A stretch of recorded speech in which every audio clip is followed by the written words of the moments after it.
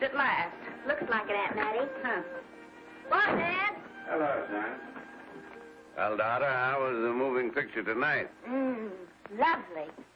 Mice, that's what it was. Just a lot of mice. There wasn't anybody killed in the whole thing. No, well, then I'll stick to these. These don't talk. And that big cluck Norman Maine was in the picture tonight. Never does anything but kiss a lot of girls. Norman Maine is one of the best actors in pictures. You and your movies, that's all you think about. You shouldn't be allowed to go to them at all if you're asking me. Too bad I was so busy in the kitchen. I didn't hear anybody asking you. Hello, Granny. Hello, darling. But of course no one ever listens to me. They do if they're within 10 miles of you. Gadding around picture shows. House all cluttered up with movie magazines. And the other day I caught her talking to a horse with a Swedish accent. Sis. We're only young once, you know. Ah, Hollywood. You'd better be getting yourself a good husband and stop mooning about Hollywood. You know what she wants to do? She wants to go to Hollywood. I've known it all along. I've seen her making faces in the mirror and talking to herself. That's what comes of your movies.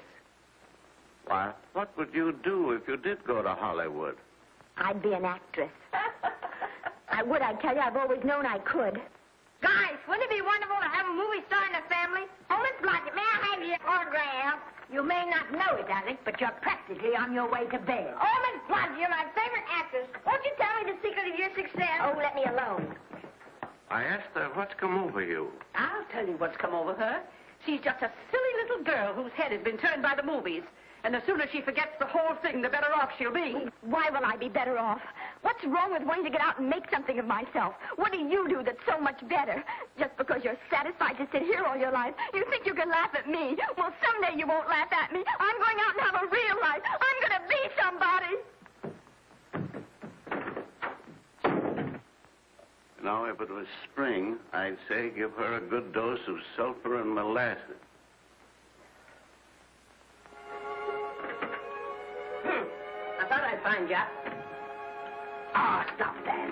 Now, stop crying. That isn't going to do you a bit of good. Oh, I'm crying because Aunt Mattie and Alec make me so mad. Well, Alec and Aunt Mattie. First, they're not important. You're the only one that counts. Esther, everyone in this world who has ever dreamed about better things has been laughed at. Don't you know that? Oh, I suppose I do, But there's a difference between dreaming and doing. The dreamers just sit around and moon about how wonderful it would be if only things were different.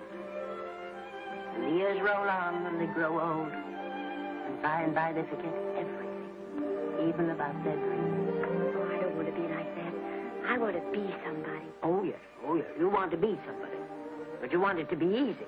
Oh, you modern girls, give me a pain. When I wanted something better, I came across those plains in a prairie schooner with your grandfather. Oh, everyone laughed at us. They did at all the other pioneers. They said this country would never be anything but a wilderness. We didn't believe that. We were going to make a new country.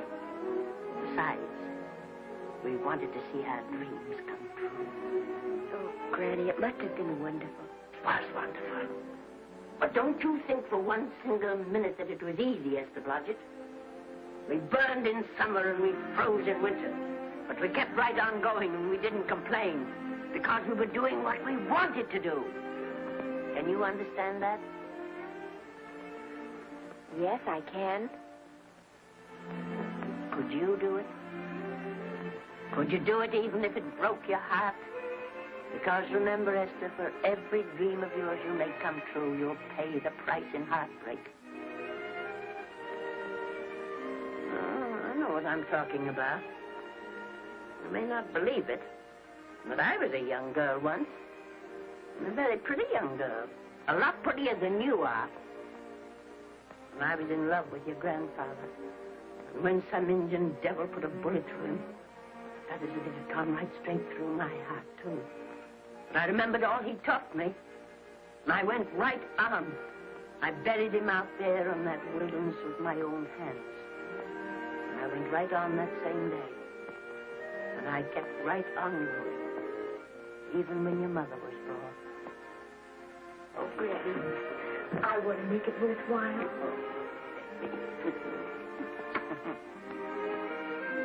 You know, Esther, there'll always be a wilderness to conquer. Maybe Hollywood's your wilderness now. From all I hear, it sounds like it. But if you've got one drop of my blood in your veins, you won't let Mattie or any of her kind break your heart. You'll go right out there and break it yourself. That's your right. Here. Oh, here. Stop that nonsense. Here. Take this and go to your Hollywood. Oh, I can't take your money. Well, why not? But you're saving. Well, I was only saving up for my funeral. Now I don't think I'm ever going to die. Oh, Granny, how can I ever thank you? By giving me your word of honor that you'll never tell a living soul where you got that money. I promise. Remember, if you do, I'll have you arrested for robbing me.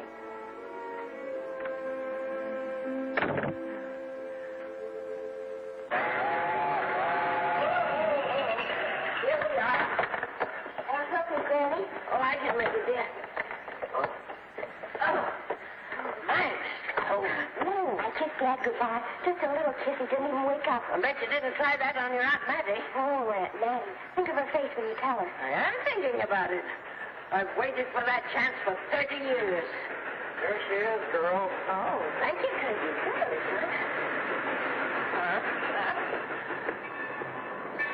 Well, come on.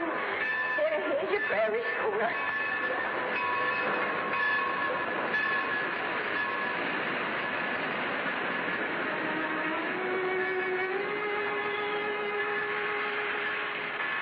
All aboard. Oh, Granny. Go on. Goodbye, Granny. Goodbye. I'll be waiting for you in those movie pictures. Don't tell Mattie. You know, my eyes are not as good as they used to be, but my ears are all right. So you remember, talk up good and loud. All aboard. Bye. Bye. Bye, Granny. Bye.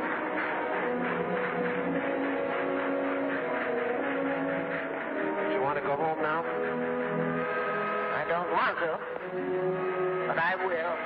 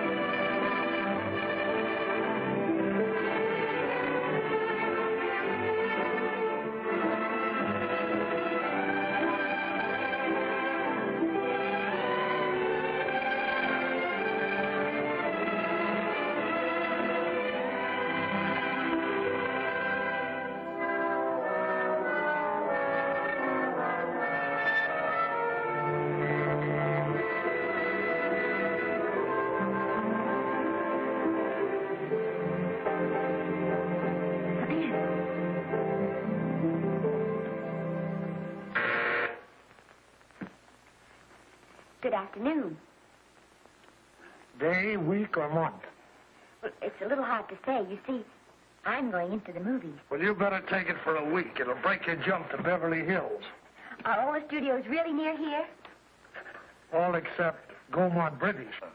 I suppose the best way to get a job is to go straight to the studios, isn't it? Mm-hmm. I have many illusions, you know. I'm perfectly willing to begin with a little bit of a part, or even as an extra.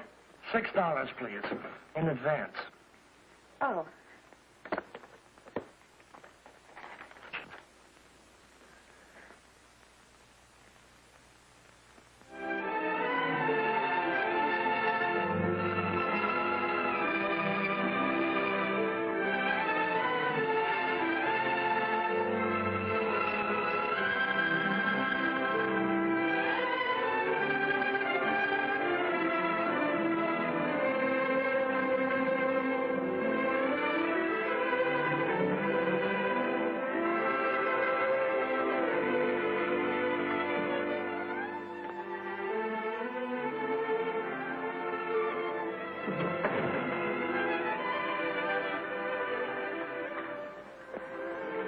I beg your pardon. I'd like to register for extra work. How long have you been in Hollywood? Well, it's about a month now. We haven't put anyone on our books for over 2 years. Come here. I'd like to show you something.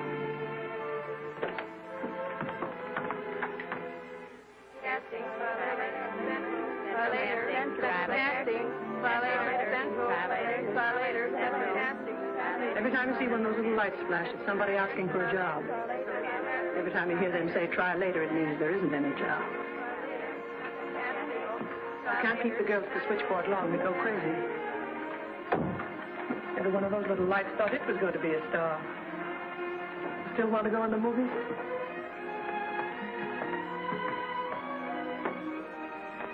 You know what your chances are? 1 in 100,000.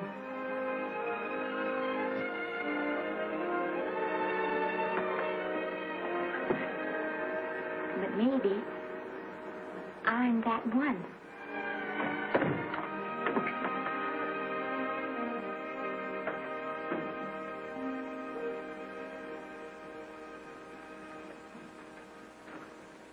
Any phone calls for me, Mr. Randall?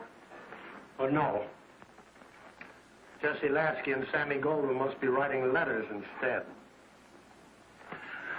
How's the luck today? And there wasn't any. Maybe you don't go at it in the right way. Now, take Danny McGuire here. He knows the ropes. Don't you, Danny? Sure, I've had him around my neck for years.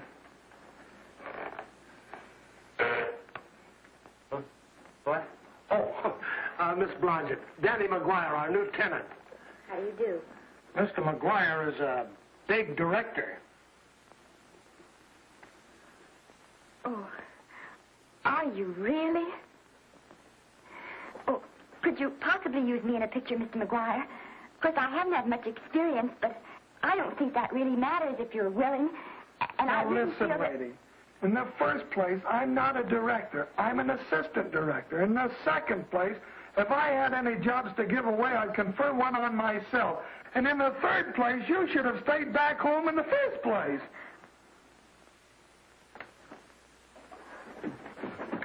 Oh, no, look what you've done. Hey, wait a minute.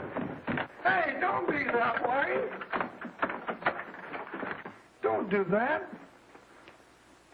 Gosh, I didn't mean to get tough, but a guy thinks he's being kidded when somebody asks him for a job and he hasn't got one for himself. After all, I'm not a big enough shot to hurt your feelings. I'm sorry. It wasn't just that. It was a lot of things. Looking for a job every day and never getting any nearer to it. I guess I was beginning to get a little scared. I know. Lady, do I know. Well, there's only one thing to do for that feeling when you're tired and sunk and down to your last nickel. Come on and I'll buy you a drink. Well, it's not as bad as down to the last nickel.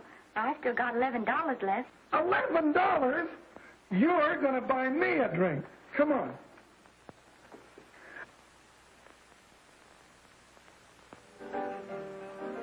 That's right, George. There's nothing like a little rum to take away that milk flavor.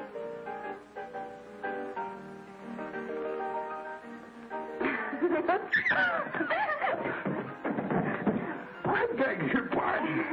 Certainly.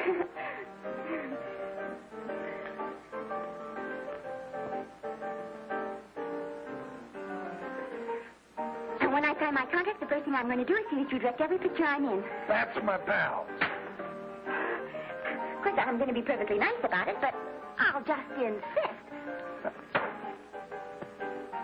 Now, that's the way to talk. Don't let them lick you. Oh, I should say they can't lick me. If they try anything like that, what? I just won't sign. Now, that's right. What have you got to lose? Another one of these and we'll open our own studio.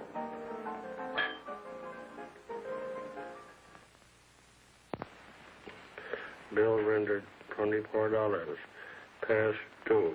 Remit without further delay. Me.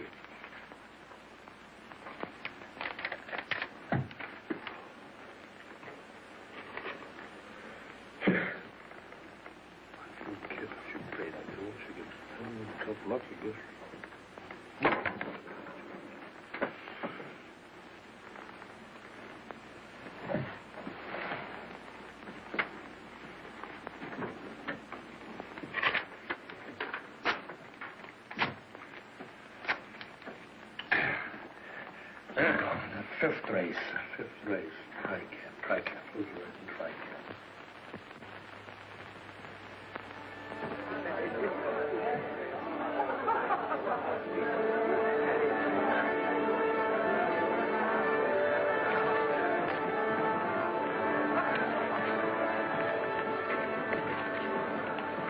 Hey, the program's going to be swell tonight.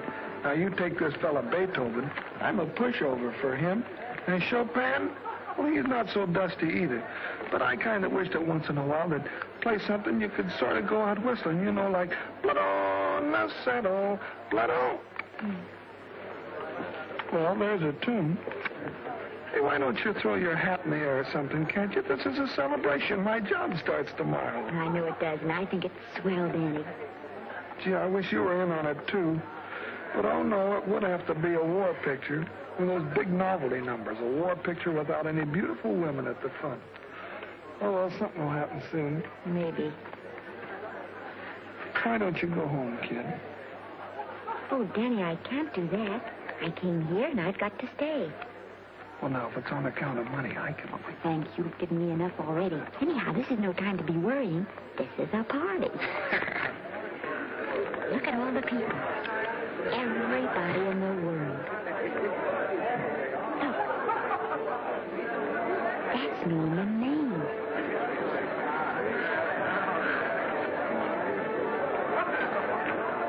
And he seems to have had that one extra cocktail.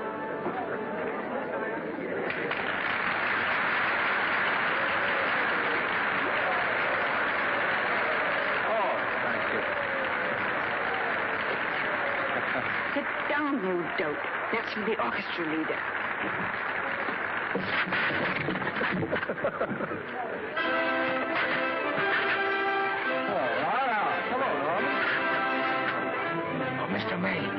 Mr. Maine, put your arm around Miss Regis. Otto, this is a Hollywood bowl. Oh, afraid of crowds. Go on, get out of here. What's the matter? You getting too big to bother with photographers? Don't want any pictures taken now. Oh, is that so? Well, supposing I take it anyway. Well, shove that brownie number 2 of yours down your throat. Thank you, Mr. Maine. No!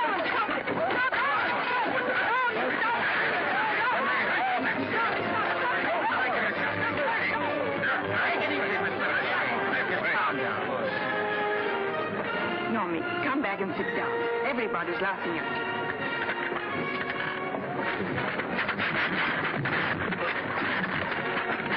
All right. Ryan Norman? Is he always like that? Well, I suppose he has to sleep sometime. Oh, and he's so wonderful on the screen.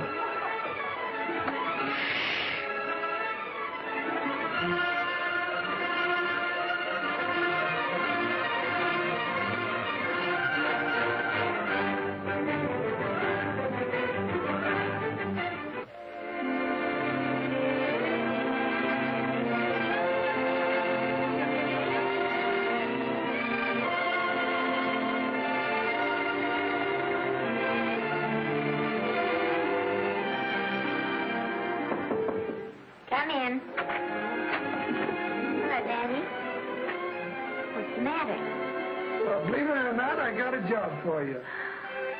Danny, that's wonderful. When do I go to the studio? Well, you don't exactly go to the studio. Oh, it's on location. Well, it's not exactly on location. But of course, I haven't any makeup. Will you tell me what to get and sort of help me put it on? Well, you don't exactly need any makeup. You see, it's not really a picture job. It's being a waitress. Oh. Well, it's kind of a picture job if you look at it right. You said it was a waitress. Well, it's waitressing for Casey Burke, the big director over at our studio. He's giving a party tonight to kind of celebrate on account of finishing the picture, and he wanted me to get him an extra waitress, and it's $5. And I thought of you right away, Esther. That was awfully sweet of you, Danny. Well, there's going to be a lot of big people at Burke's house tonight, and I'll bet you there's any number of big directors, and if you're there, maybe they'll notice you. I could make them notice me. Sure you could, Esther. It's your chance. My chance. All right, Danny, I'll do it. Oh, but I can't. I haven't got the right things to wear. Oh, yes. Now, you don't think the wardrobe department's right next to my office for nothing, do you? A perfect fit.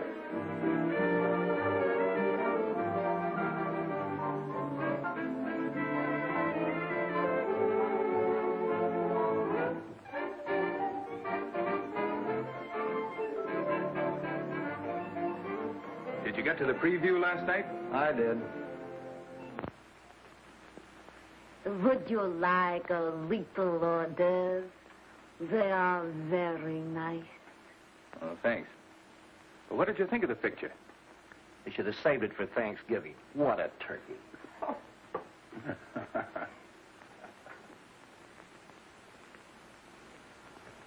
Will you have some hors d'oeuvre? You do like hors d'oeuvre, don't you? I don't think there's anything so enjoyable as hors d'oeuvre before supper, and these are rarely delightful.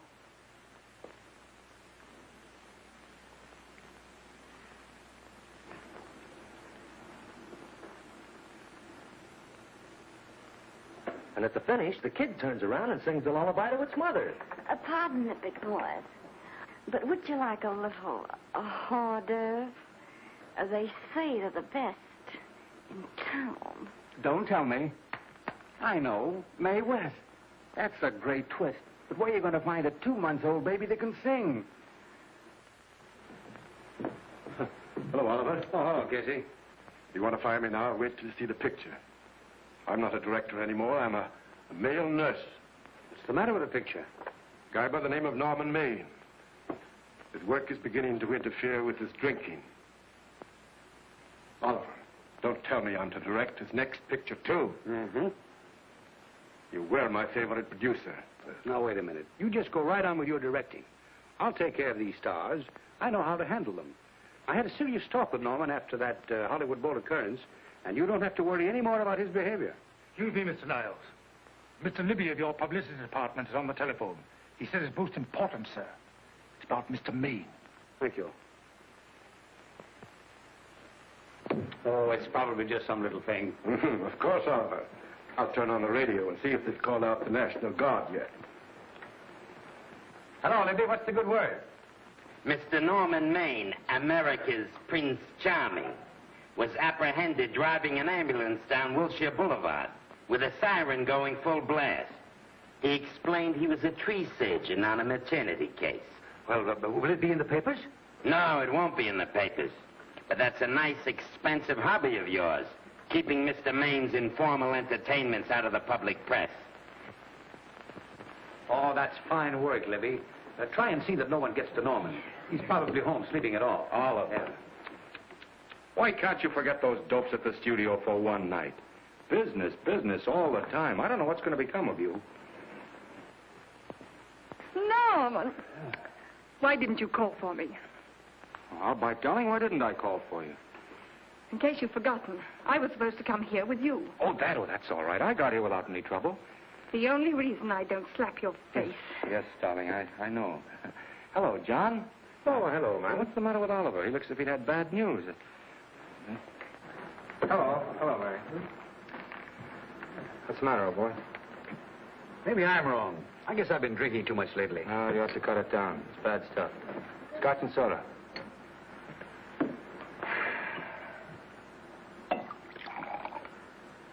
Come on. The word, you know, is pronounced when. Bad dialogue, Oliver. You'd rather not watch this. You know best. Soda. Thank you. Oh. Go ahead and say it. I've got it coming to you. Don't make it tougher on me, Norman. I don't want to stand here and preach, but take a look at my side of it. I'm trying to make pictures with you. I know. Costs are going up, and the grosses are going down. No, it isn't that. I've made lots of money with you, and I can afford to take a loss.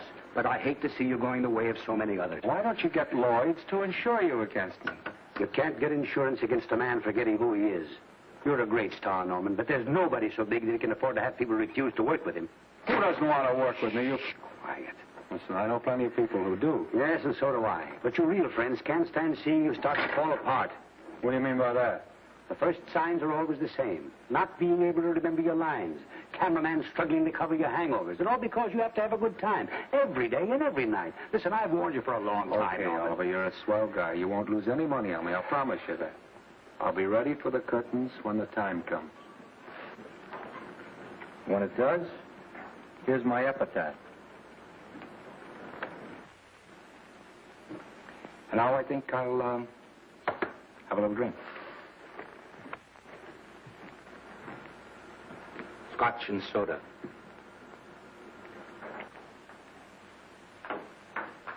Scotch and soda. Ooh.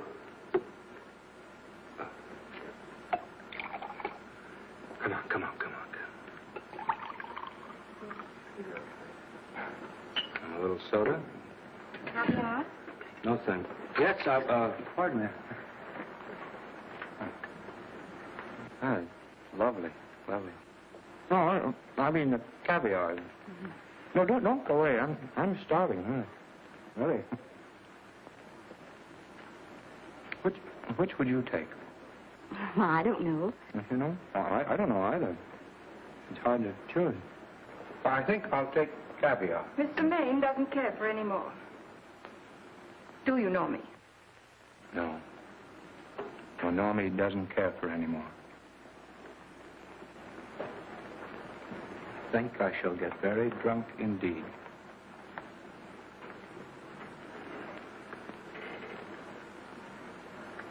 Scotch and soda. Sorry, I have something.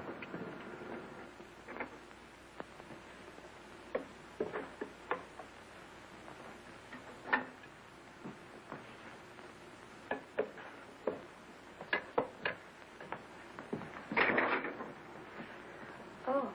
Mind if I help?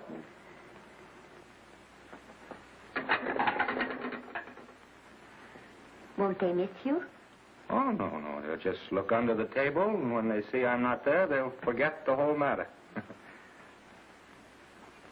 Hey, what's your name? Esther Blodgett. My name's Maine. I know. You do? Ah. What's so funny? I was just thinking about all your fans and how surprised they'd be to see you here helping me put plates away. Oh, they don't know my finer side. They'd be pretty envious of me, meeting you this way in person. Oh, you do? Well, tell me, are you disappointed? Yes. Oh, now you've done it. Oh, never mind that. That makes the room look lived in. Tell me, why are you disappointed? I was sitting behind you at the Hollywood Bowl the night you didn't want to be photographed. Yeah. I'm told I crept into many a heart that night. Well, I can never explain this. You know, you have very pretty hair. You better get out of here. And a sensitive mouth. And a charming little Precisely why are you here instead of with the rest of the guests? I'm just trying to be helpful. I see. Are you sure there's no other attraction? Well, it might be that my old mania for putting plates away is coming back on me. It's rather odd. I always know where I can find you if there's a pretty girl around. It's not only odd, it's embarrassing. You're being deliberately insulting, Norman. I put up with this long enough. Don't lose your temper. Remember, we must try to keep the voice low. I know you'll excuse us if we go on with our work.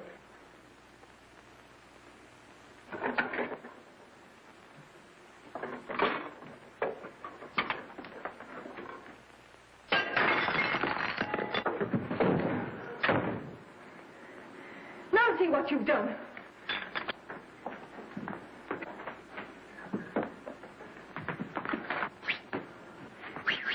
Come here. Help me up. Are you hurt? No more than usual. Come on, the wolves are on us. We got to get out of here. Oh, I can't. The dishes aren't finished. Oh, yes, they are.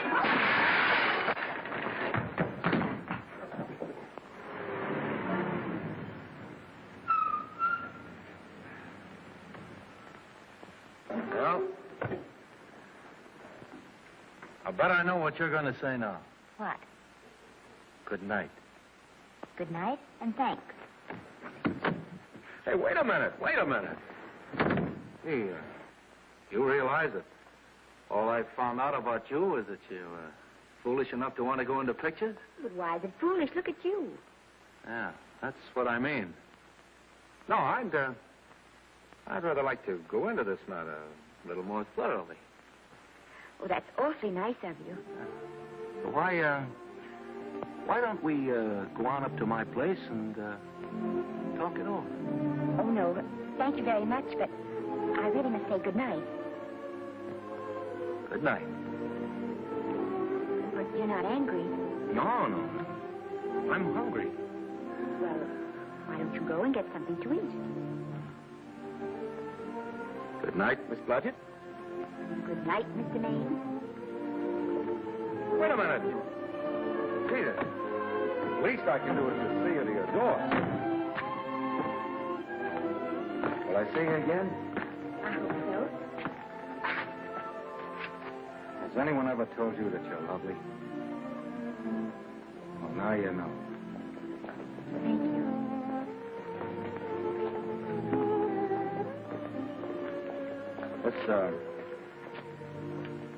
It's hard to say, but I want to say it anyway. You know, I'm a screen. You know, in private life, well, you know.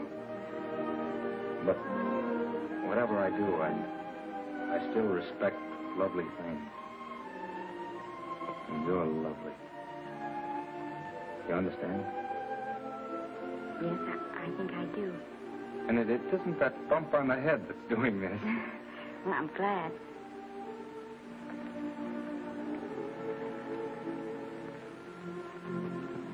Good night. Good night.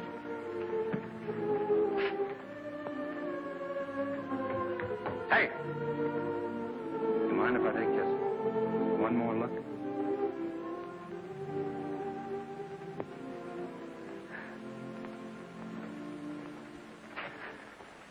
Go away. Quite impossible. I wouldn't even consider it. No.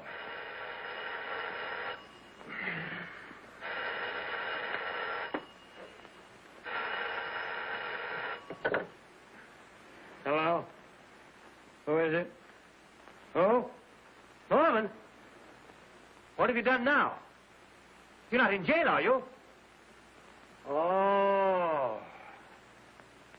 Yes, I see. Oh, it's that again. I see. She's beautiful. Yeah, I know. You want me to give her a screen test? Yeah, certainly. She's got wonderful possibilities. Oh, you know she's got something. Well, you knew all the other ones had something, too.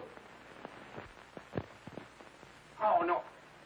I tell you, Oliver, she's got that sincerity and honestness and sincerity and honestness that makes great actresses. Oliver, I am so sure of this girl that I want to take the test with her myself. Listen, Oliver, you've worked hard. You're entitled to a break. You get...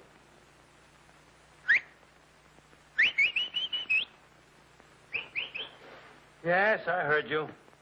Anything. Yes. Yeah. Oliver, look. You try to get a little sleep now, old man. All right. All right, boy.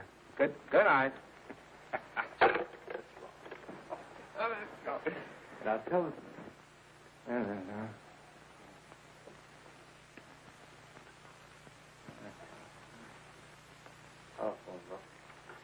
Telephone book. What is it? Telephone. Hey, Olive, telephone book.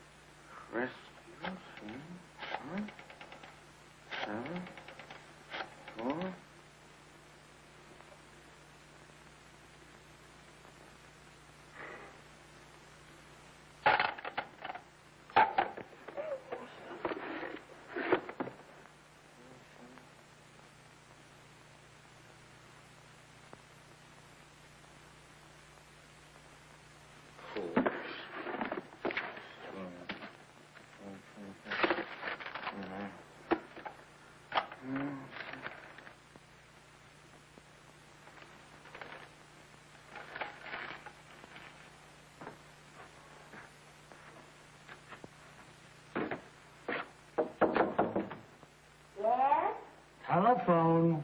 For me? Some drunk trying to be funny says he's Norman Maine. Oh, thanks. I'll be right down. And Miss Blodgett, would you give him a message for me? Tell him it's 3 o'clock in the morning!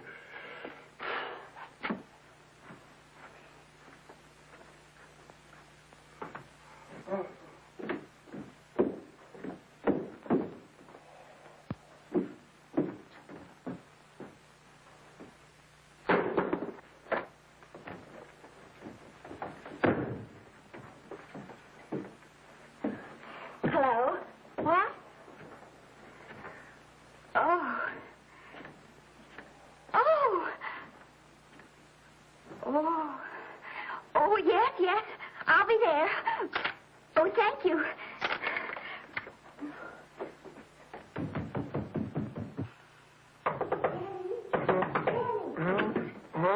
Daddy, what do you think? I'm going to take a test tomorrow, and Norman Main's helping me do it.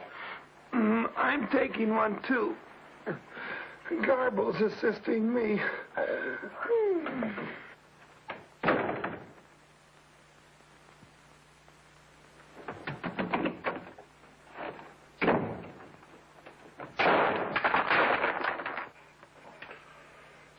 Oh.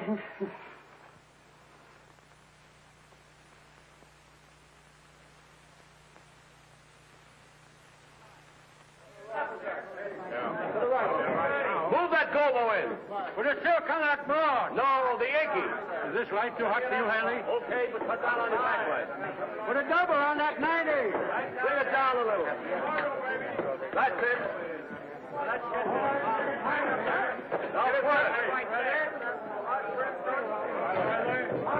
Pull down on that 150. We're ready to take him. Get pulled down on that 150. That's right. Okay.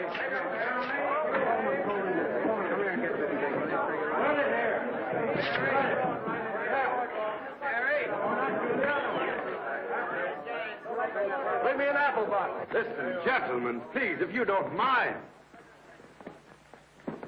This is just a test. Ready, Mr. Burke? All ready, Mr. Burke. Ready, Mr. Burke. Ready now, Mr. Burke. All ready, Mr. Burke. Ready now, Mr. Burke. All ready, Mr. Burke. We're ready, Mr. Burke. All right, let's take it. Quiet! Quiet! Quiet! Quiet! Quiet! Ready, Norman? Yeah. You ready, Miss, what's your name? You'll soon know your name, Esther. The whole world's going to know it. But I'm so scared. Maybe I better not try it today. Oh, come on. Now, don't be foolish. They all had to go through this. Harlow, Lombard, Myrna Loy, and now Esther Blodgett. All right. I'm ready. This is a take. Rolling. Quiet. Dave!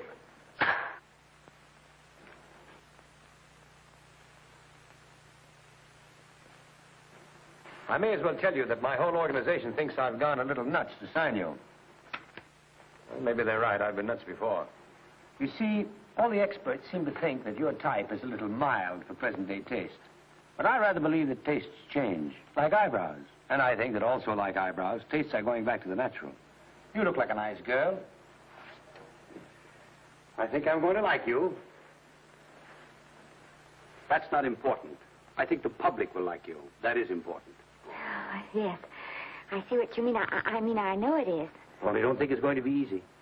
Nothing you really want is ever given away free. You have to pay for it. And usually with your heart. Someone else told me that once. But you still have to work it out for yourself. Oh, well, all this is just a long way of saying, I'm glad you're with us and good luck to you. And now I'm going to turn you over to our demon press agent, Libby. Don't let him frighten you. He has a heart of gold, only harder. And for the love of Pete, learn to close your mouth and keep it closed, even in your love scenes.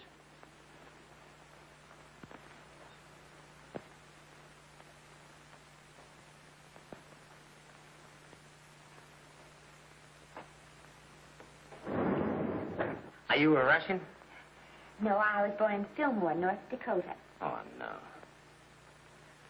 First saw light of day in a mountain cabin, a trapper's hut, high up in the Rockies. Go on. Well, I always wanted to be an actress.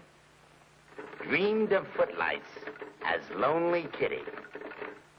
Are you sure there's no Russian in your family? Positive. That's a shame. Well, what does your father do? He's a farmer. Social registerite father.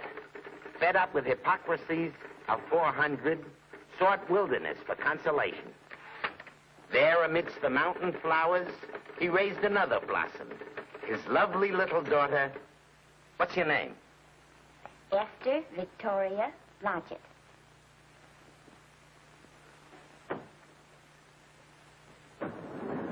Greatly appreciating your attention in this matter, very truly. Do you know what her name is? Esther Victoria Blodgett. Hey, we'll have to do something about that right away. Esther Victoria Blodgett. Well, that Blodgett's definitely out. Let's see, Esther Victoria, Vicky. How about Vicky? Oh, I think that's terribly cute. Let's see, Vicky. Vicky what? Vicky, pronounced Vicky. See, Esther, Besta, Sesta, Desta, Festa. Oh, that's very pretty. Jester, Hester, Desta, Lester. Vicky Lester. Oh, I like that. Say it. Vicky Lester. Say it again. Vicky Lester. Say it again. Vicky Lester. Say it. Vicky Lester. Say Vicky Lester. Vicky Lester. Vicky Lester. Vicky Lester. Vicky Lester. Flash. Oliver Nile Studio discovers new starlet, a Cinderella of the Rockies. Her name is Vicky Lester. Those who have peeked tell me she couldn't be more divoon. The face of an angel and such natural talents. Her voice is a symphony. Her very walk, they tell me, is enough to drive men mad. Not that way. Get the lead out of your feet. Lift them up.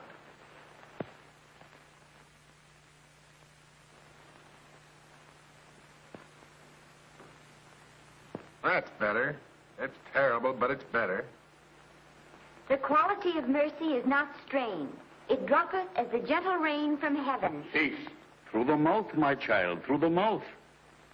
The nose is for smelling roses. Proceed. Does she have to look surprised all the time?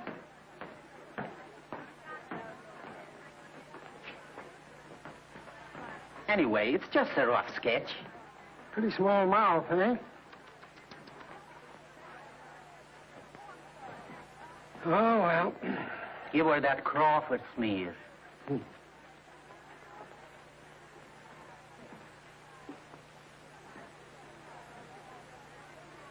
This'll give her that deeply... yeah.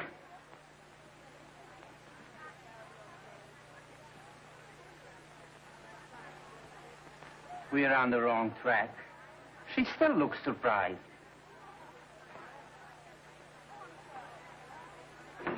Listen, drunk people. We're shooting on the set this morning, not in the commissary. Now, come on, snap into it. Acme Trucking Company? No. Mr. Smith is not in.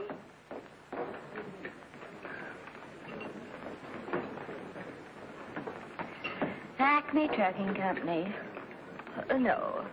Mr. Smith is not in.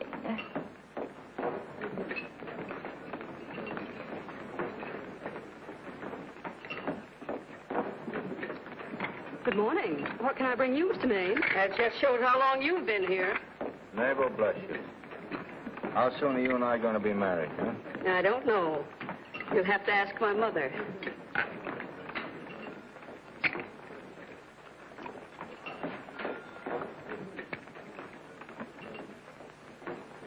Acme Trucking Company? No, Mr. Smythe is not in. Acme Trucking Company? No, Mr. Smith is not in. Acme? No, Smith ain't in.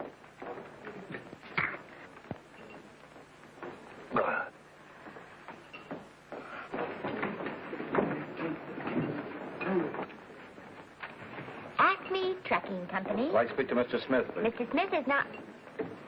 Oh, Norman.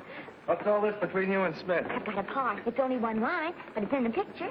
Well, it's ambition that made you break that date with me last night. Well, I had to be here so early this morning, and... So did I. I had to stay up all night to make it. You started your picture, haven't you? No, we're still in the testing stage. You can't seem to get the right girl for the lead. Gee, you think with all the girls there are that... Yeah, no, but this one's got to be different. She's got to be little and cute and sweet and intelligent. It'll blow me down. What? Will close my tired old eyes. Well, what is it? Hold everything. Come on. Come on.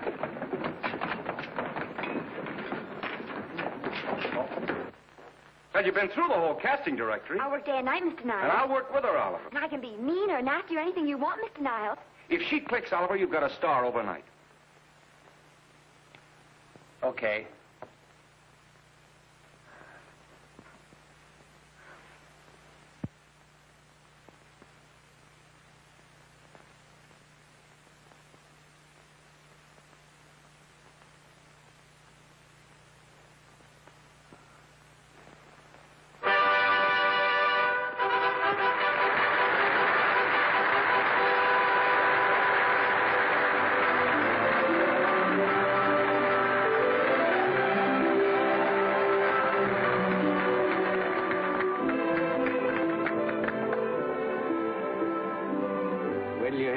End of the picture.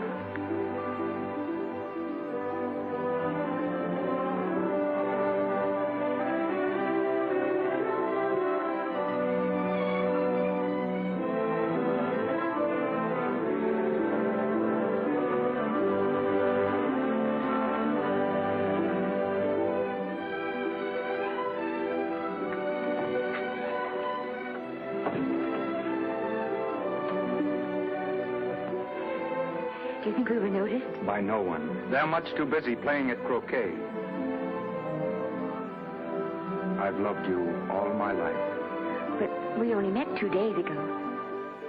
That's when my life began.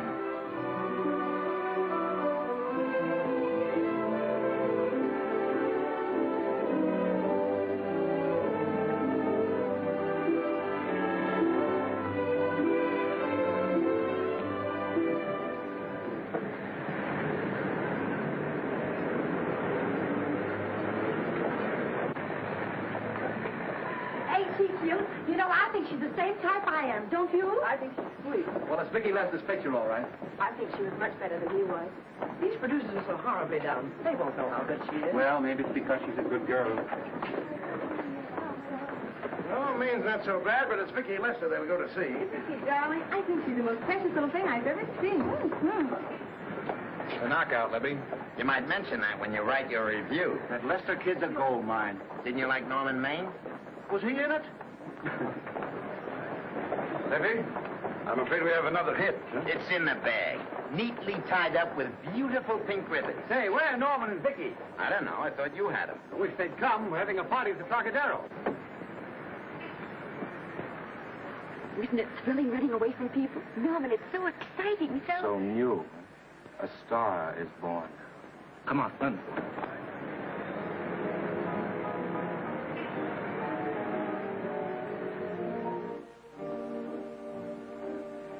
It's wonderful, isn't it? A crazy quilt. Oh. It's a carpet that's spread for you. It's all yours from now on, you know. Come, Esther. You're a success. You'll have everything in the world you want. I hope it'll make you happy. Hasn't it you? Then there was one thing I never had. Lots of times I told myself I'd found it, but I always knew I was lying. Still, I never stopped looking for it. Maybe it'll come. Well, I think it has come, Esther. I only wish it went too late. Oh, but it's not too late. No, you can't throw away your life the way I've thrown away mine and have anything left that's good enough. No. You can. Norman, you can. You mustn't tell me that, Esther. I'm so afraid that I'll believe it.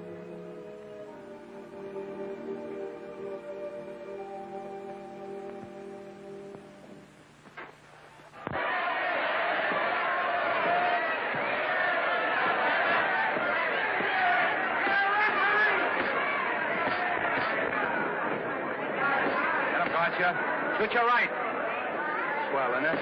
Lovely. What spot you get? Can't you hear me, Gotcha? Shoot your right.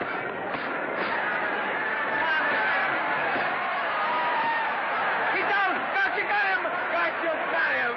He did, didn't he? Yeah, but he'll be up, though. You like it? Sure I did. You like me? Sure I did. Ooh, that reminds me. Will you marry me? No, thank you. Come on, Gotcha. Finish him. Why won't you marry me? Wasn't that dependable? Hey, shoot your right. Throw away your money? Break him up in there. Break him up. Drink so much. Well, suppose I quit drinking. Yes? Come on, Gotcha. Shoot the right in there. The right. Suppose I save my money. Yes? There he goes. Let him have it. Suppose I became absolutely dependable on all occasions. Yes?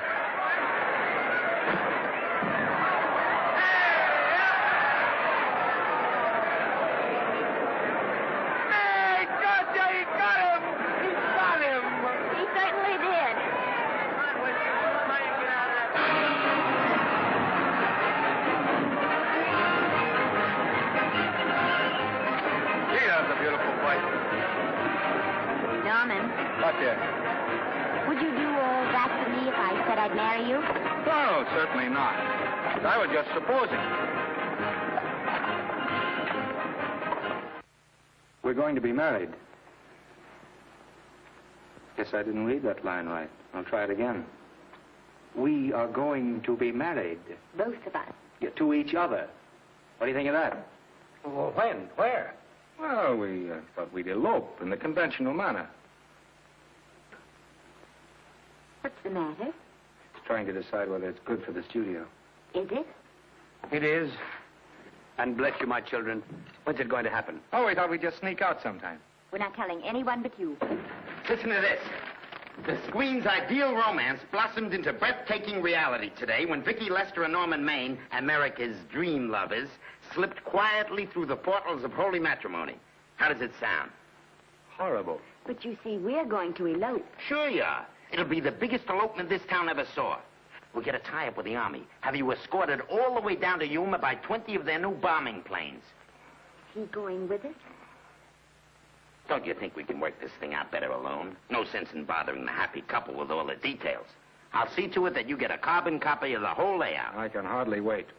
I'm sorry we didn't realize that we were in the way. While you're settling the details, you don't mind if I take this woman out and buy her a ring, do you? Sure, go ahead. We want everything legal. That's a charming match. A nice girl like Vicky. And public nuisance #1. Now, wait a minute, Libby. Norman's all right. And if you'll pardon my pointing, Vicky's business is her own. It doesn't require any comments. I wasn't making any comments. I just said it was a rotten shame. So go ahead and plan the elopement. Oh, that elopement stuff is out. You can't get any scope in that. We're going to have a wedding. Where'll we have it? Customary place, I believe, is a church. Nah, it's been done. This has got to be something big. The beach. I can visualize it. The bridesmaids in bathing suits. 20,000 Santa Monica school children spelling out the word love. It's a novelty, but is it big enough? Why not the city hall? A police escort of every motorcycle cop in town. Sirens screaming, confetti pouring out of buildings like the Lindbergh reception in New York, only on a big scale.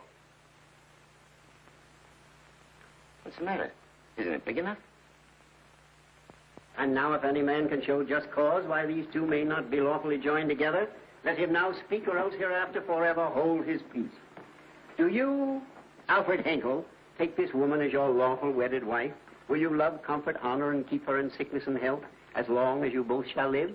I will. Do you, I beg your pardon. Do you, Esther Blodgett, take this man as your lawful wedded husband? Will you obey, serve, love, honor, and keep him in sickness and health as long as you both shall live? I will. Place the ring on her finger. Hurry, please. Now, by virtues of the power invested in me as Justice of the Peace of San Bardo Township, County of Los Angeles, I pronounce you man and wife.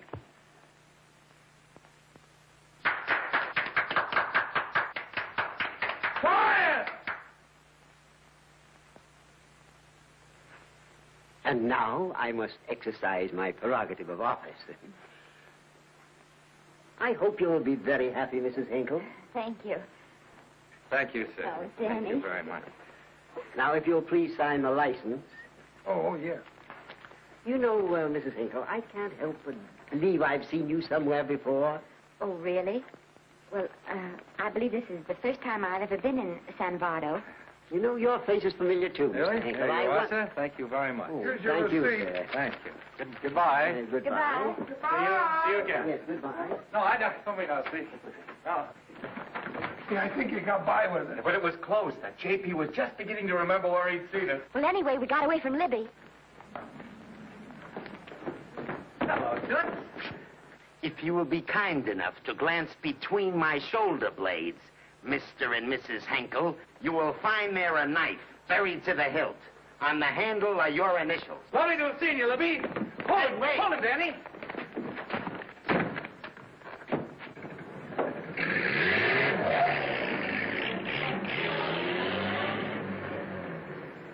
There go a couple of rats I raised from mice. Well, they got a right to get married, haven't they? I haven't got any right to double-cross the public, and I haven't done it yet. Hey! People versus Porky Washington. We're charged with violating Section 600. Young man, you're in contempt of court. Operator, get me the Los Angeles Tribune. I've a good mind to put you under arrest. Wait till I make the score. You wait, too. Tribune, give me the city desk. Johnny, this is Matt Libby. I got a flash for you. Norman Maine and Vicky Lester were married at 2:30 this afternoon. Vicky Lester? Court recess.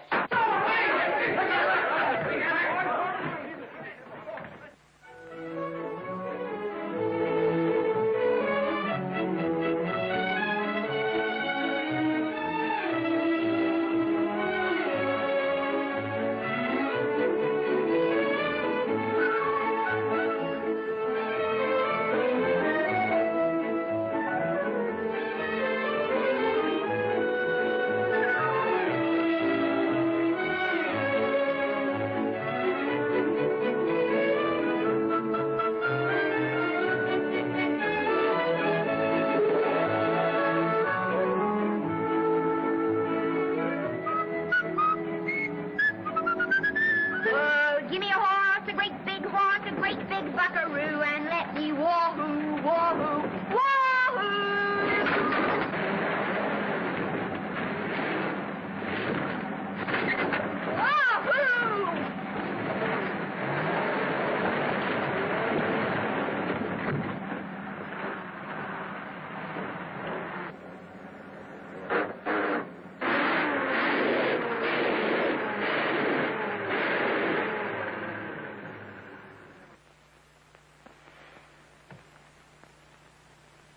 Wahoo. Wahoo. I don't want to sound immodest, but I think I've stripped a gear. Well, sit down, won't you, and let's get acquainted. We'll probably be seeing quite a bit of each other from now on. Well, might just as well break the ice now as later.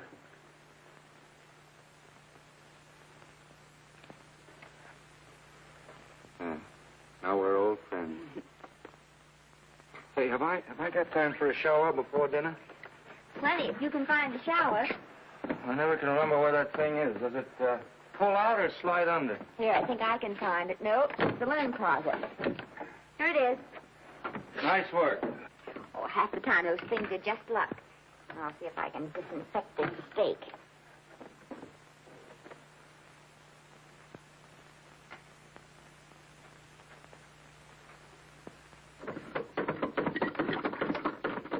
Esther, there's no soap. Here. Thank you. Oh, and that's, Yes, dear? I'll need a washcloth, please. Oh. How you fix the cigarettes? You know I never smoke underwater. Well, what do I do to make this thing work? Pull that gadget at the top and pray for rain. Well, I can't reach it. I can't get my hands up. If you've gone in there with your arms down, you'll never get your bath. Unless you're a contortionist. Yeah, well, I'm not a contortionist, and don't throw that up to me now. You knew it when you married me. Will you close this door, please?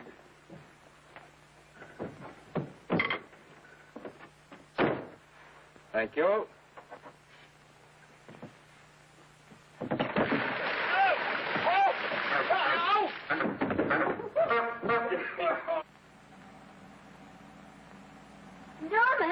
Norman, here comes the car. You got it? Huh? Here, quick. Quick what? Quick, go out and stop them and ask for help. Oh, I'll catch cold. Oh, you'll get warm again. Yeah, don't, Steve. They'll recognize me. Now, if you keep your face down, go on. There may not be another car for a week. Well, Howdy, partner. Howdy. Stuck? Yeah, how'd you guess it? Can you get us some help?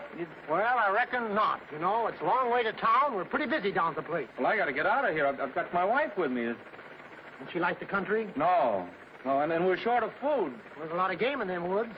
Well, my wife can't shoot. Well, you're sure up against it. Sorry I can't do anything for you. Well, wait, listen, I'll be frank with you. I'm Norman Maine. Who? Norman Maine. Well, my name's Judd Baker. Glad to have met you. Well, so long. Hey, wait a minute. Listen, you don't... So you're Norman Maine.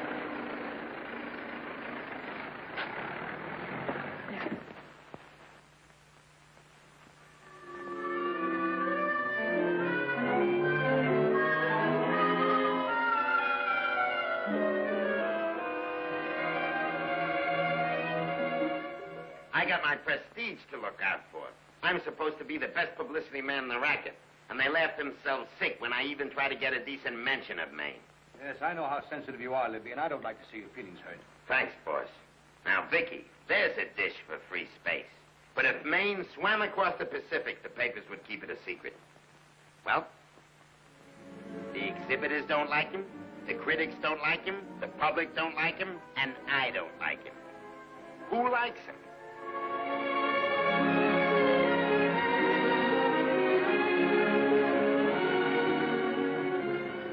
Oh, but, darling, this is almost too much of a surprise. And there I was in my touching innocence, thinking we were going to live at the beach house. Oh, we'll still keep the place at Malibu. But this is special. This is our castle. It used to be in the air, you know? We'll never use any ugly words like contracts and pictures and careers. When we come in those gates, we'll check the studio outside. Come on, I got another little surprise for you.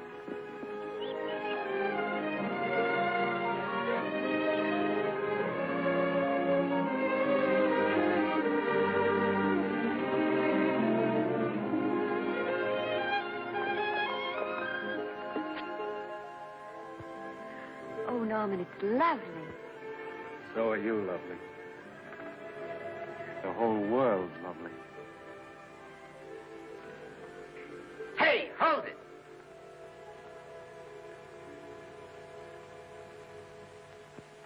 That's it.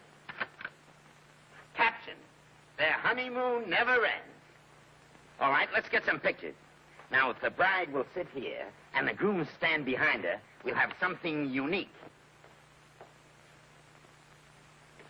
Now let's go after something different. You sit down and she'll stand up. Pretty radical, isn't it? Yeah, but in a nice way. Okay, Otto, fire. Caption: their honeymoon begins anew. Ah, the producer. Caption: their honeymoon ceases abruptly. Hello, Oliver, glad to see you. No, I'm glad you're back. Thank you. Vicky, how well you're looking. Hello, Oliver. Am I interrupting? Yes, thank you. Just want a couple more pictures. That's enough of both of them. What they're asking for is exclusives of Miss Lester. Alone. Oh, I see. Well, come on, Oliver. Let you and me get exclusive. See you later, Vicky. But don't worry, Otto. My camera smashing days are over. They ain't your only days that are over. Oh, hold that, Miss Lester. Gorgeous. Well, Oliver, how's the dividend situation? Very pleasant. I think we'll show $2 million on the next quarter. Oh, good. Smart move of mine to sell my stock, eh? Oh, well, when you need money, you need it. Well, some people save up for just such an event. There's bound to be a rainy day occasionally. Yeah, but as a citizen of California, I've always refused to admit that. Yes, I know, but still it does rain. Well, anyway, you can thank me for some of those dividends of yours. Mm-hmm. Oh, can't you? Oh, sure. That was a little too quick, Oliver. What's the matter? The Enchanted Hour was a smash hit, wasn't it? Well, it made Vicky a star overnight. Yes, it should have. What about me? Oh, let's talk about business at the office, Norman. Beautiful pool you have here. Beautiful. Oh, now let's talk about it here. Didn't they like me? Well, maybe the pot wasn't just right. That was the best part of the year. Look, Oliver. You think I'm slipping? Can you take it? Yeah, go ahead. The tense is wrong. You're not slipping. You've slipped. Oh, my fan mail's still big. Norman. Fans will write to anybody for a photograph. It only costs 3 cents for a stamp, and that makes photographs cheaper than wallpaper. But every 25 cents they pay for a theater ticket buys them the right to be a critic. And your last few performances, Norman, have not pleased your critics.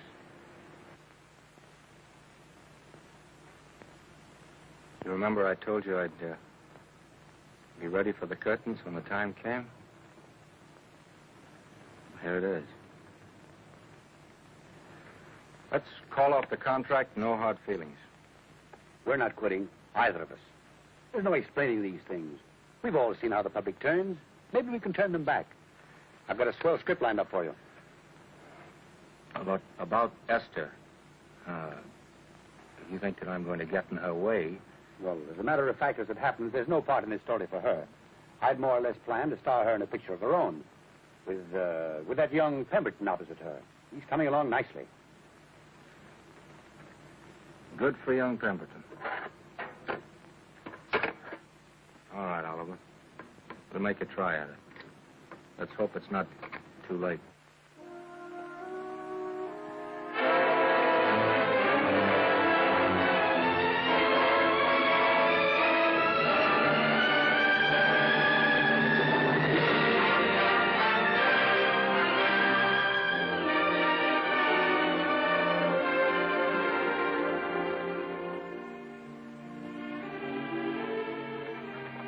No argument.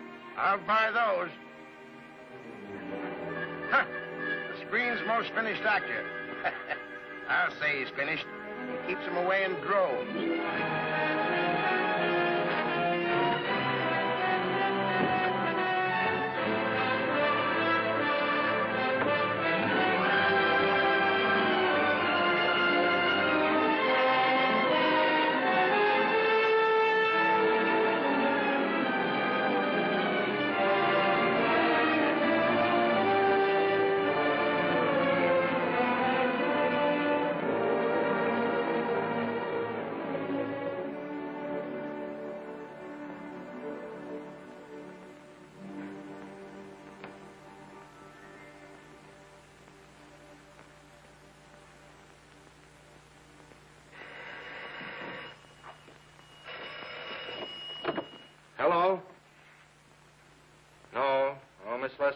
as yet. No, I'm not the butler. But I can take a message just as well as he can, honest. Oh, is that you, Norman? Swell. Listen, Norman, this is Artie Carver. Hiya, kid. Swell. Say, I hear you're through with Oliver Niles. Is that on the level? Oh, please, Artie. I'm not news anymore. Forget it. Say, what kind of a settlement did you make on your contract? Give me a figure so I can do a story on it. There was no money involved. We just called it quits. Okay. I'll fill in my own figure. Say, by the way, I've been trying to get an interview with Vicky for 2 weeks, but she's always busy. How about you giving an old pal a break by speaking to her for me? Sure, I'll ask her. Swell. So long.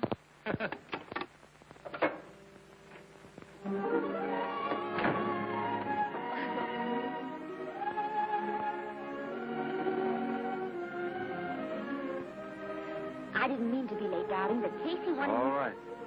You're here now. What's new today? Nothing. Haven't been out of the house. Let's go somewhere tonight. No. You're tired. We'll stay in. I'm not tired, really. Oh, yes, you are. You've got a hard day ahead of you.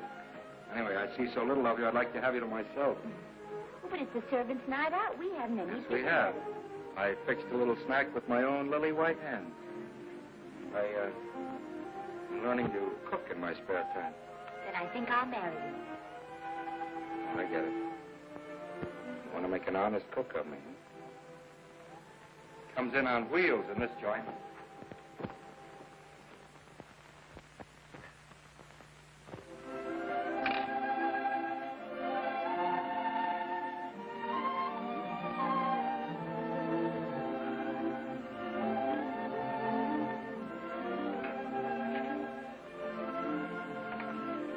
Yeah? How's it look? Wonderful. Huh? That's what I thought. Now then, don't be formal, just pitch in. Yeah?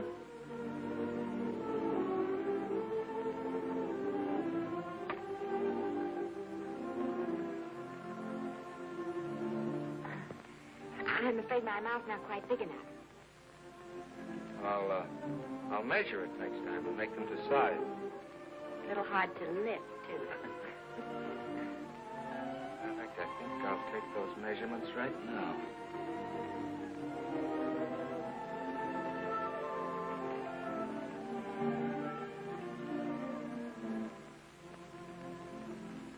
That's what I wait for. All day. That's why I rush home without even changing my costume.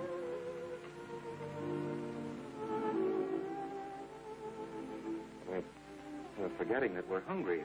Would you like a sandwich? Thank you. I still have a little work on this one.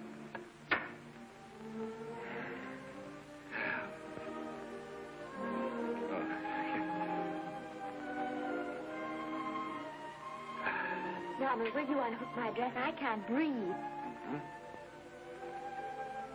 You know, all the time I thought it was the kiss that made you breathless. A lot of hooks. Huh? Why don't you have a zipper? That's a good idea.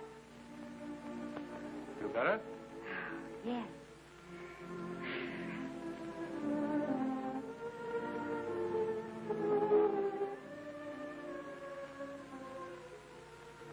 Don't look now, but I think that guy on your left is in love with you. I hope so.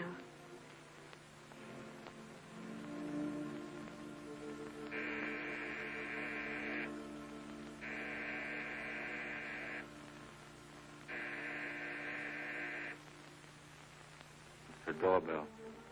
Is it? Maybe they'll go away. Oh, I never do at a time like this. You... Just a minute, dear. I'll be right back.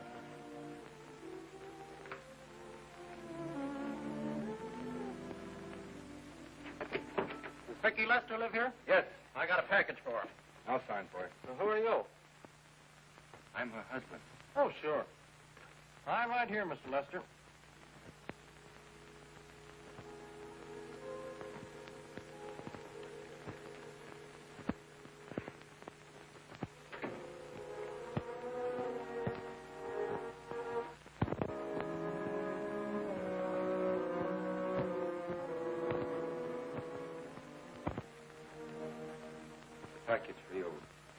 by the way, I forgot to tell you, they want you for a benefit Shrine Auditorium next Wednesday night. I told them I'd ask you. And, Oh, darling, I don't want to hear about that now. Well, you better wait till I finish before I forget them all. The Academy dinner secretary phoned. She wants to know if you want a table reserved for you. Oh, yes, Artie Carver called and asked if I'd use my influence with you to get him an interview. I told him I'd try. That was all, I think.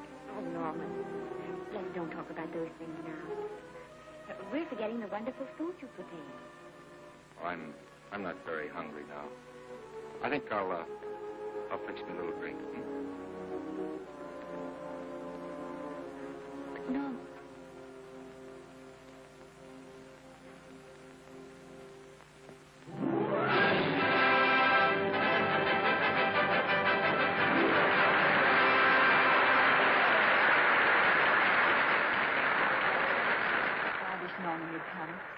Stop worrying.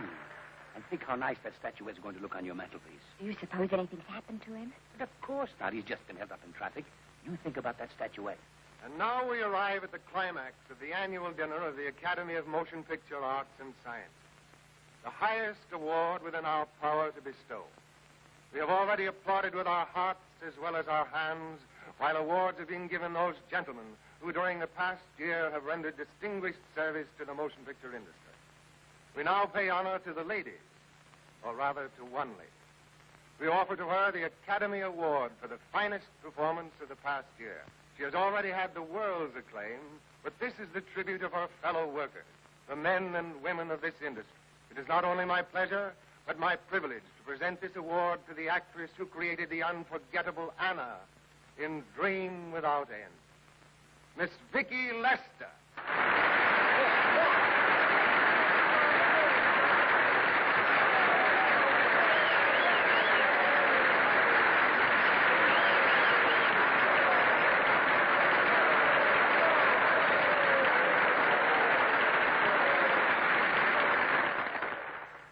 What more can we say, Miss Lester? This says it all for us.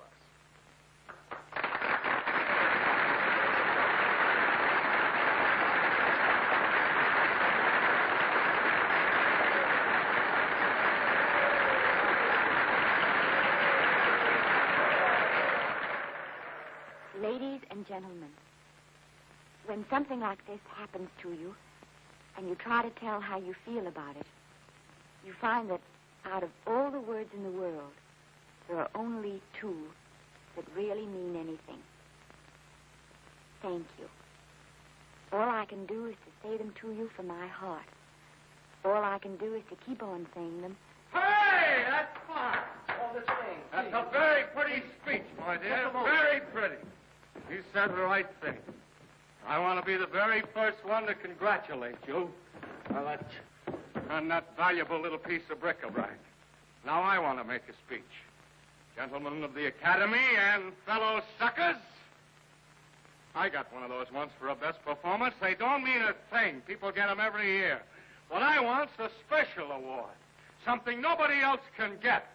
I want a statue for the worst performance of the year.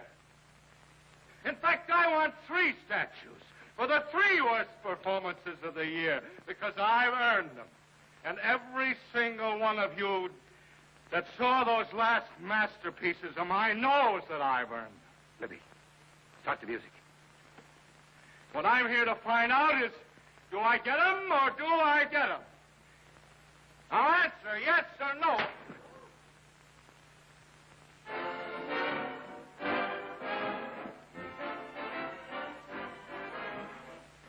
Norman, darling, let's go and sit down.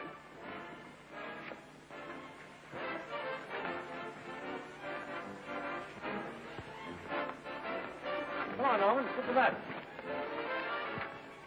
That's for you, Norm.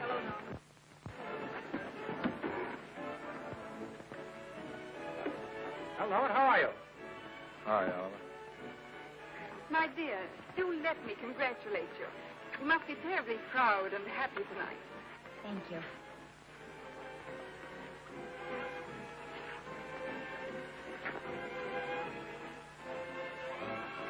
Somebody give me a drink.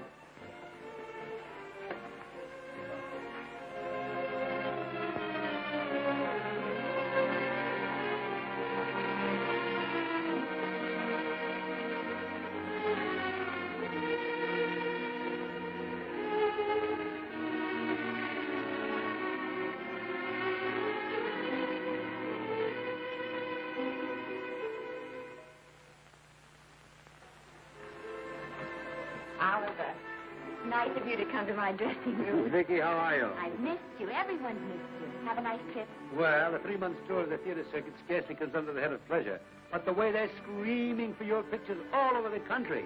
Miss Lester, if I may talk shop, you are a knockout. Thank you. It's good to hear that. You've been crying. A little. How's Norman?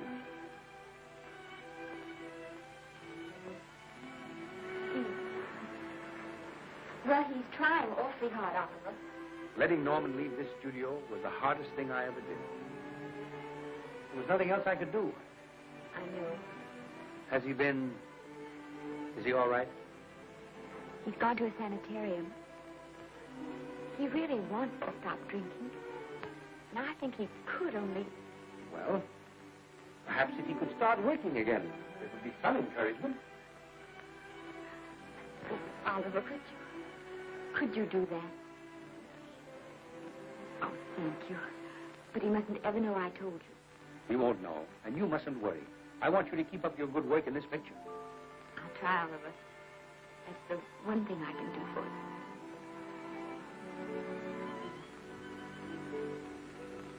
you. If you'll just sit here, Mr. Niles, I'll have Mr. Maine brought down. Thank you.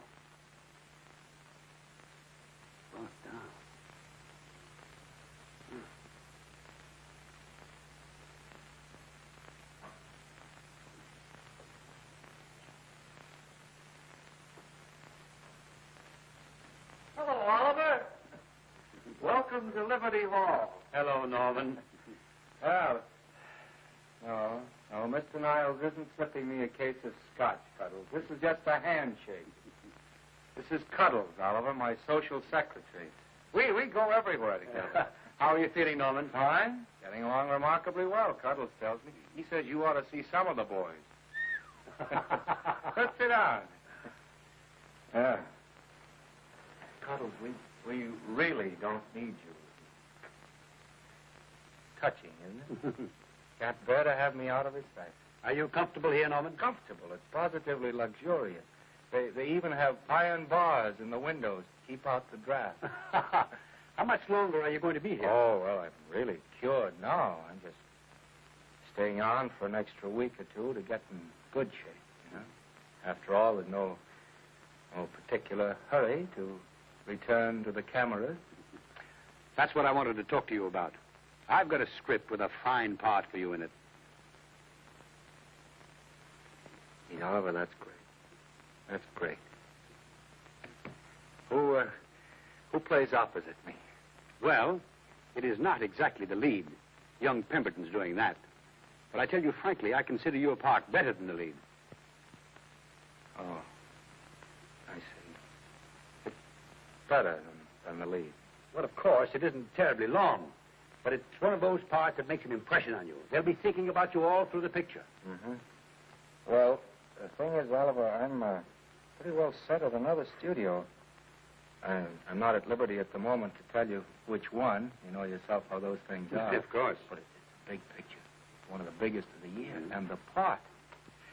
Every actor in Hollywood would give his teeth to play. Well, that's fine, Norman. Naturally, that will tie you up for a while. But we won't get to this picture for some time.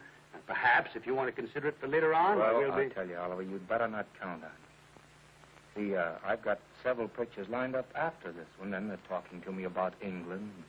You know, they're doing some very interesting things over there, you know? Mm-hmm. Hey. What is it, Cuddles? Speak right out. We all love you. For dinner. Oh, here we dine at 5:30 here. Makes the nights longer. Well, goodbye, Norman. I'm glad to see you getting along so well. Be out in no time. I'll have to introduce myself all over to a lot of people. They won't know me when I'm not drinking. Goodbye. Goodbye, Norman. Thanks for dropping in. Well, Cuddles? Alone at last, eh?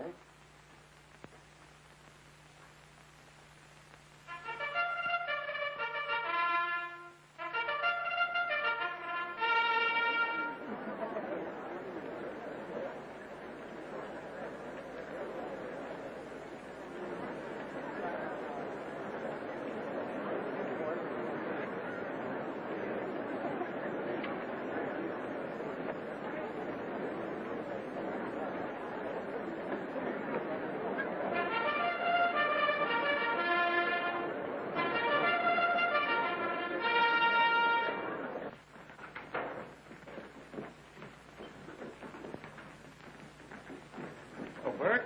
Sam? How are you, Marion? Oh, hello. Hello. Hello, Normie. Glad to see you. How I hate to run into these has-beens. They give me the creeps. Me too. He was good while he had it. And he had it quite a while. Hello? Hello, Mr. Maine. I haven't seen you in a long time. Oh, I've been resting. Ginger ale, please. Ginger ale and what? Ginger ale and ginger ale. A new leaf? A whole new book. Thank you. Scotch straight. Hello, Libby. Why, it's Mr. America of yesteryear. Do they let you wander about now without a keeper? Oh, sure. I'm a trustee now. Didn't expect to find you at Santa Anita. What do they do with the actors while you're away? Oh, they cut them into slices and fry them with eggs.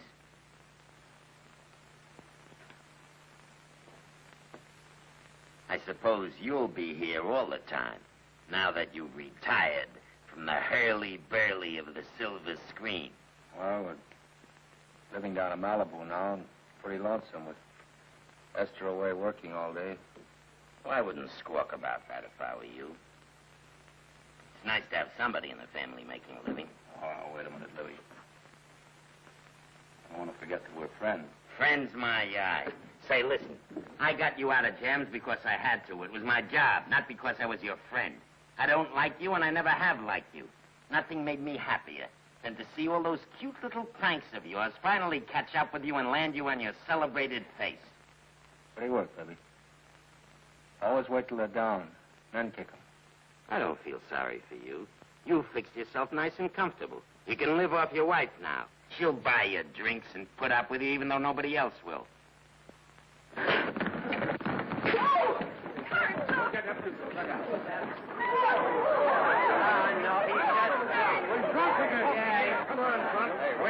a minute. I'm on outside for you, wife. I'm Norman Maine. Oh, that's not my fault. Oh, don't bother to toss him out. He's harmless. All right, Mr. Libby, if you say so. Sure, let him go. What can he do? He can't fight any better than he can act. Norman Maine. Oh, he's drunk again. Why, he's been drunk for years.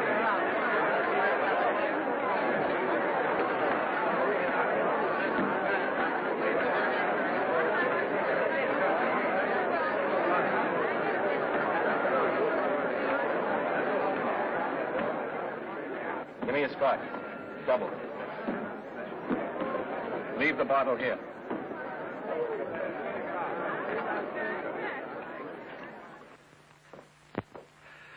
Vicky, you'll be ill. Why don't you try to get a little sleep?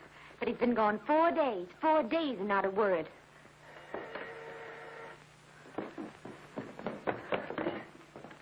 Oliver, I can't. I just can't.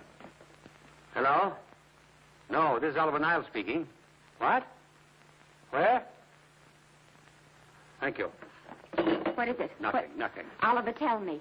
He's in the night court. He's been arrested on a drunk charge. Now, he's all right. He isn't hurt. I'm going right on and get him out. I'm going with you. Vicky, it isn't any place for you, and if it gets in the papers... What do I care about the papers? I'm going with you.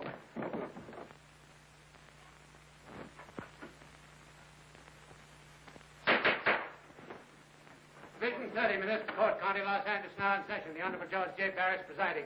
Be seated, please. Was you able to do anything? The judge wouldn't even see me. Ready, Your Honor.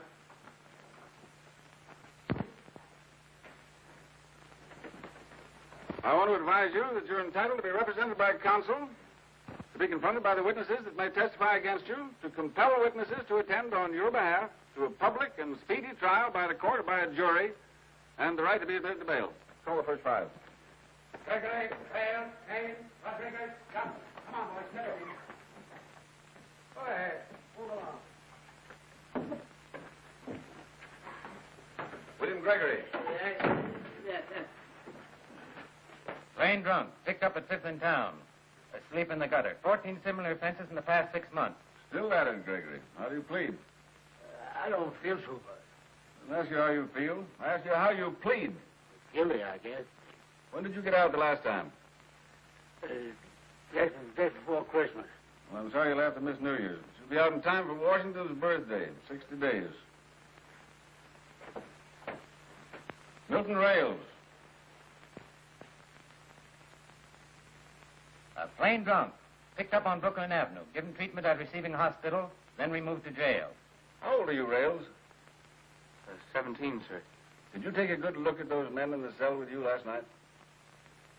Yes, sir. And have you taken a good look at yourself this morning? No, sir. Well, I suggest that you do. $5 or 2 days. Sentence suspended. Oh, Judge. Alfred Henkel, more commonly known as Norman Maine.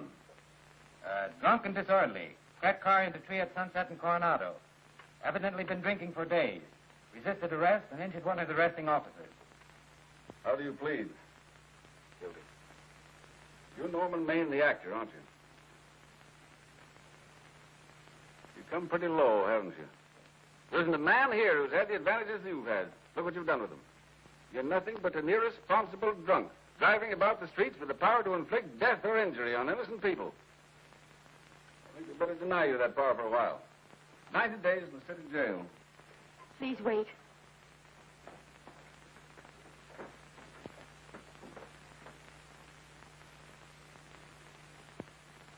I'm his wife. Yes, I recognize you, Miss Lester. Please, Judge. I promise you this won't happen again. I'll be responsible for him. If you just won't send him there. You realize that this man, when drunk, is obviously a menace to public safety? And you realize, too, Miss Lester, the responsibility you'll be assuming to this court and to the Commonwealth. I do. Sentence suspended. Prisoner remanded to custody wife.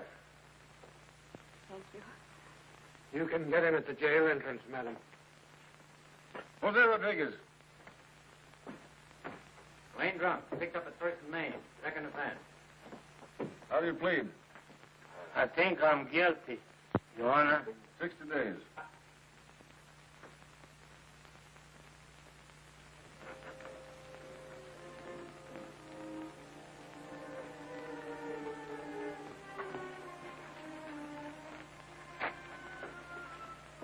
Yeah, I'm so tired. Hold it, Mr. Maine. Protect him. Oh, no. What about a statement for the press? Oh, no, please.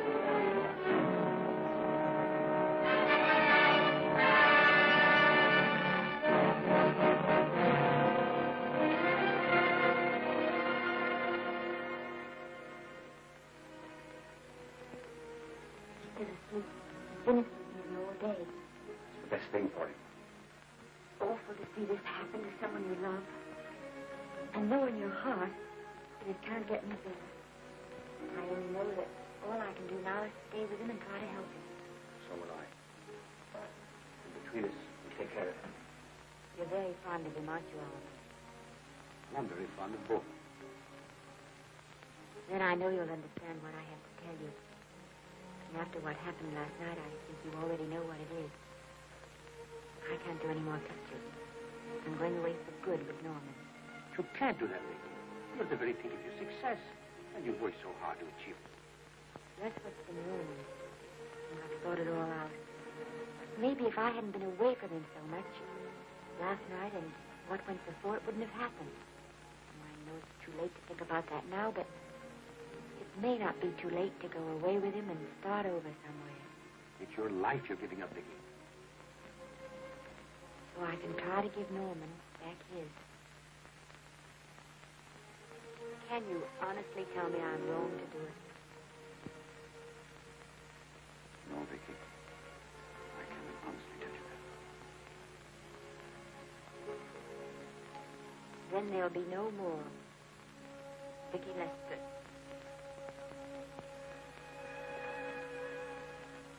Come on, walk to the door with me.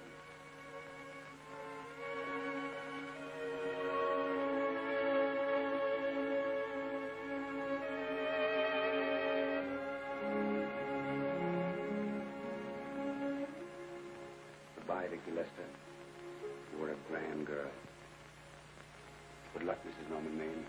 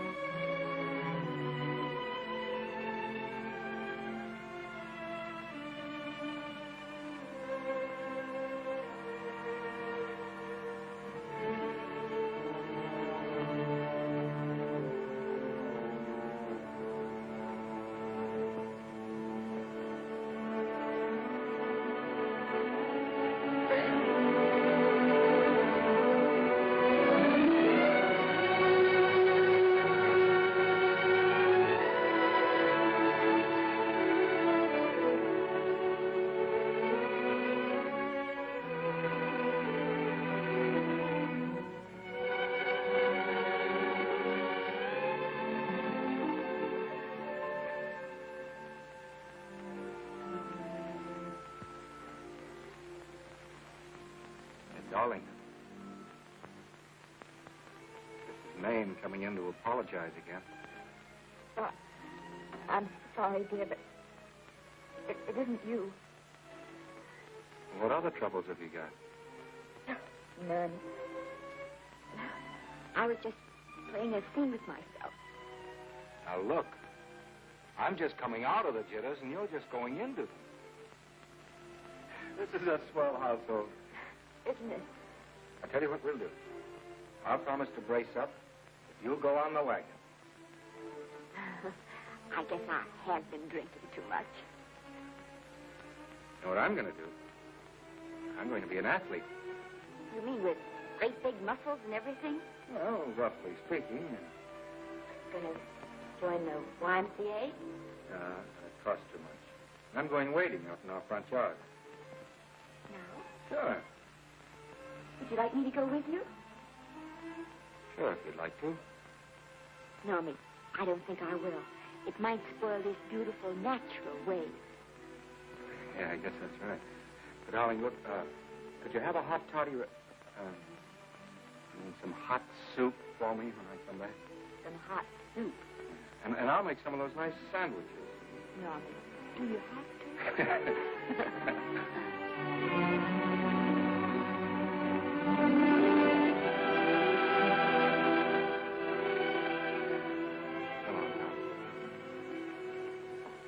I don't stay in too long.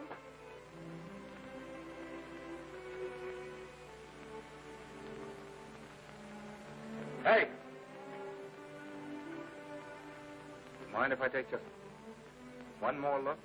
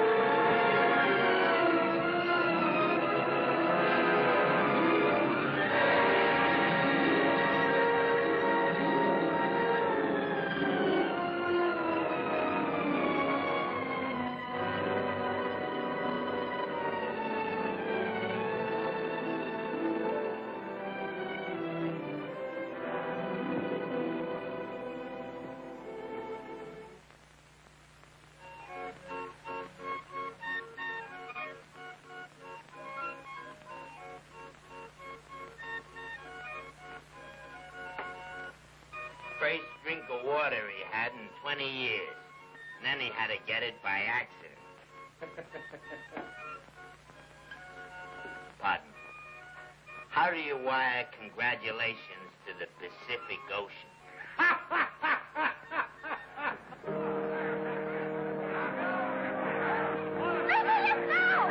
Oh, you can't see her face.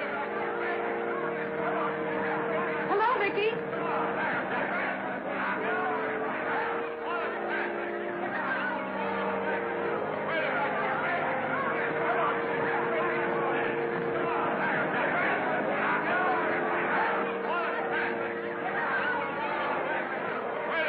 Can't you? Come on, Vicky, let's see your face. Vicky, will you sign my book for me? Write Mrs. Norman name. Don't you care, Vicky. You get over it.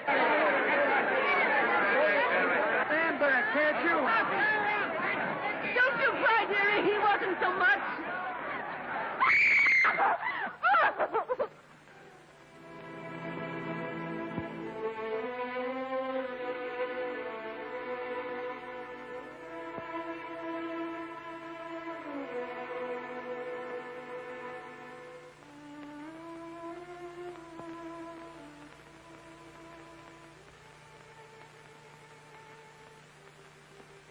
Do you mind if I take just one more look?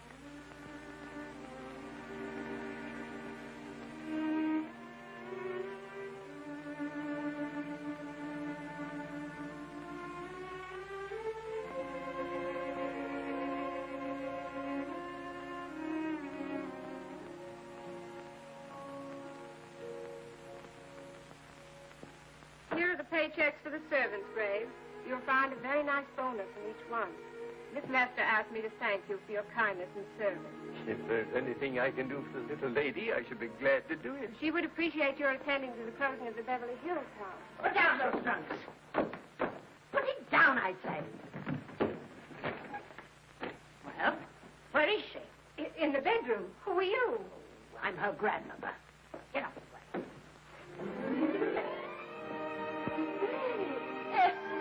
Granny, darling.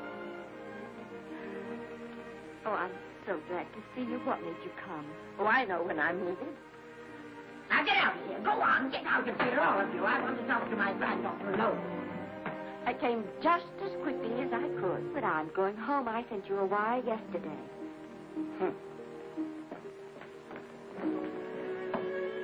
Sit down. Is it true that you're going to quit the movies? I never want to hear them again. What are you running away from, little girl? I'm not running away. It's just that I can't go on. My heart isn't in it anymore. Once I told you if you get what you want, you have to give your heart in exchange. And you said you were willing. Do you remember? I remember. It seems to me that you got more than you bargained for. More fame, more success, even more personal happiness. Maybe more unhappiness. But you did make a bargain. And now you're whining over it. I don't think I'd feel so very proud of myself if I were you, Esther. I'm not, Granny. My mind's made up. Then I'm sorry I gave you the money to come out here. It just wasted. Oh, but Granny, I was proud of you, Esther. I was proud to be the grandmother of Vicky Lester. It gave me something to live for. Now I have it ended. I know. Oh, I want to be strong, but I can't go on. You must. Tragedy is a test of courage. If you can meet it bravely, it will leave you bigger than it found you. If not, then you'll have to live all your life as a coward. Because no matter where you may run, you can never run away from yourself. I never knew Norman Maine. He wrote me a very sweet letter when you were married. He said you told him how much I meant to you. And I know just how much you must have meant to him. You know, Esther, I can't believe that wherever he is, he can be very happy, knowing that his death broke the spirit of the little girl he praised me so highly for raising. And I can't believe that he can be very proud, knowing that all his great love did for you was to make you a quitter. The car is ready, Miss Lester. We'll have to go now to make the train.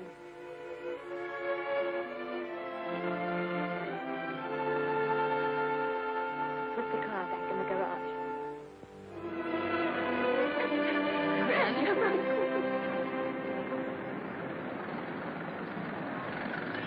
The entire picture industry has come to the Chinese theater for this opening tonight.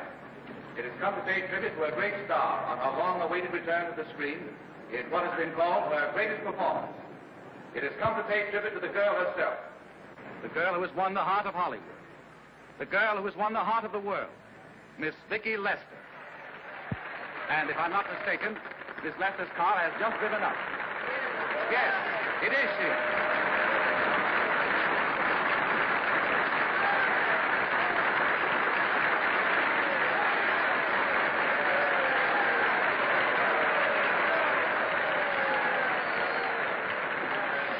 This doesn't scare you too much. I scare very slowly, young man. 6 mile, folks, please.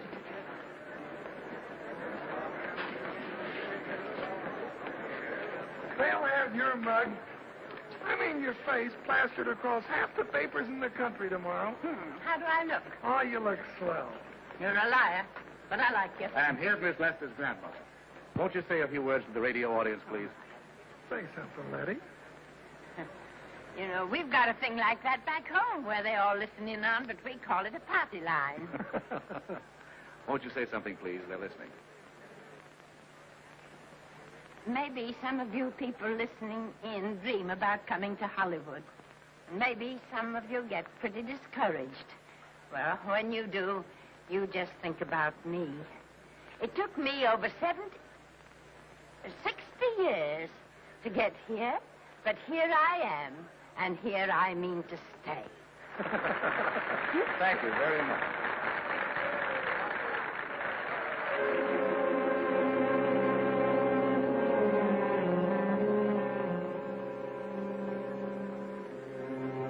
Miss Lester.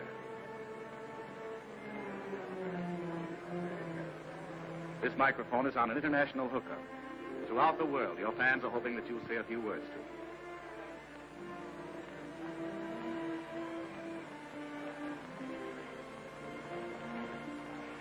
Hello, everybody.